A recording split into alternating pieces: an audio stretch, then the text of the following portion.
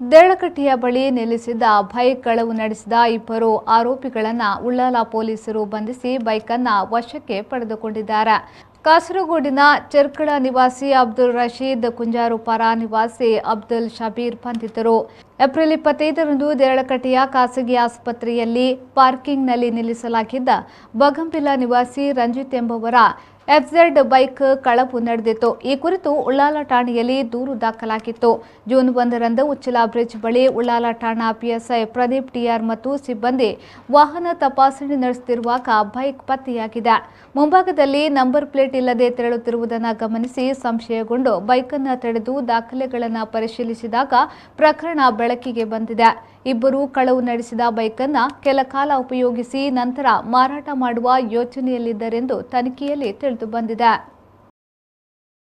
ಸಣ್ಣ ಆಲೋಚನೆಗಳು ದೊಡ್ಡ ಸಾಧನೆಗೆ ಒಂದು ದಾರಿ.